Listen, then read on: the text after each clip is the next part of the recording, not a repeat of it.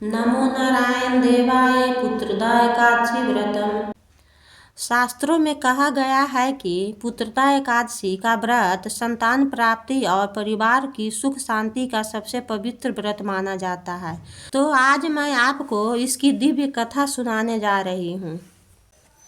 एक दिन अर्जुन ने पूछा, हे कृष्ण, आपने हमें सफला एकादशी का महत्व विधि सहित कह कृतार्थ किया है। अब आप पौष माह के व्रत के बारे में समझाइए।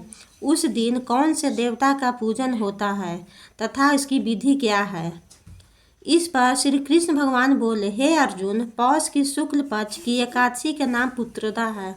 इसका पूजन विधि से करना चाहिए। इस व्रत में नारायण भगवान की पूजा करनी चाहिए।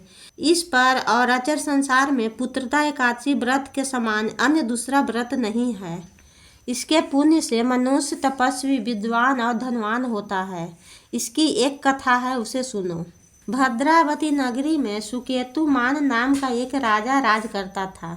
वह निसंतान था। उसकी स्त्री का नाम सभ्या थी। वह सदैव निपुत्री होने के कारण चिंतित रहती थी। उस पुत्रहीन राजा के पितर रो रो कर पिंड लेते थे। इसके बाद में हमें कौन पिंड करेगा। इधर राजा को भी बंधु बांधव, मित्र, मंत्री, राज्य, हाथी, घोड़ा आदि से भी संतोष नहीं होता था। उसका एकमात्र कारण पुत्रहीन होना था। वह विचार करता था कि मेरे मरने पर मुझे कौन पिंड देगा। पुत्र बिना पितरों और देवताओं से उरीन नहीं हो सकते। जिस घर में पुत्र न हो वहाँ सदैव अंधेरा ही रहता है। इस तरह राजा रात दिन इसी चिंता में लगा रहता। एक दिन राजा ने अपना शरीर त्याग देने की सोची, परंतु विचार करने लगा कि आत्मघात करना महापाप है।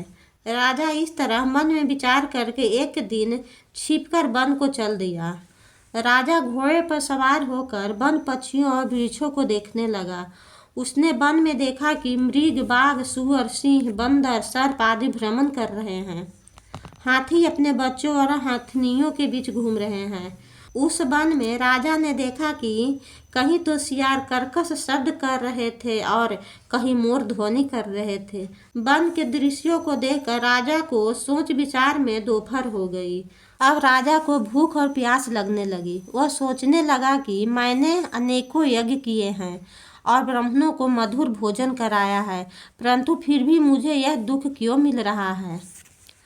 राजा प्यास के कारण बहुत बेचैन होने लगा और पानी की तलाश में आगे बढ़ा। कुछ ही आगे जाने पर उसे एक सरोवर मिला। उस सरोवर में कमल खिल रहे थे।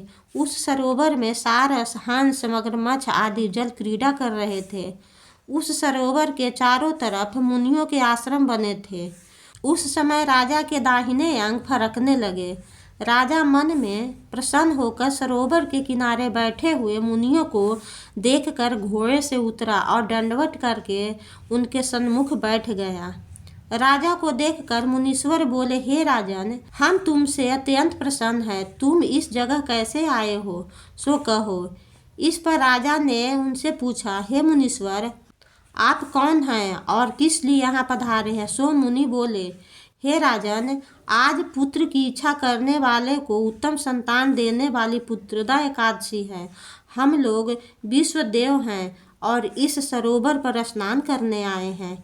इस पर राजा बोले, हे मुनीश्वर, मेरे भी कोई पुत्र नहीं है।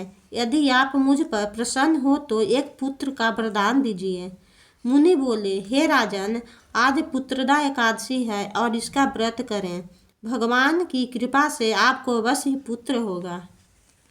मुनि के वचनों के अनुसार राजा ने उस दिन पारायण किया और मुनियों को प्रणाम करके अपने महल को वापस आया।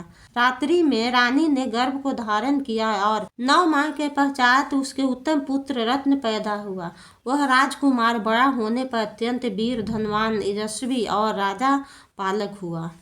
श्री कृष्ण भगवान बोले, राजन, पुत्र की प्राप्ति के लिए पुत्रदा एकादशी का व्रत करना चाहिए। जो मनुष्य इसका महत्व श्रवण व पठन करता है उनको स्वर्ग मिलता है। भगवान विष्णु की कृपा से पुत्रदा एकादशी व्रत कथा यहीं पूर्ण होती है।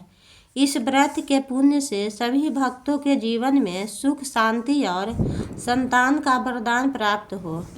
अगर आपको वीडियो पसंद आई हो तो इसे लाइक करें, कमेंट करें और वीडियो को शेयर करें।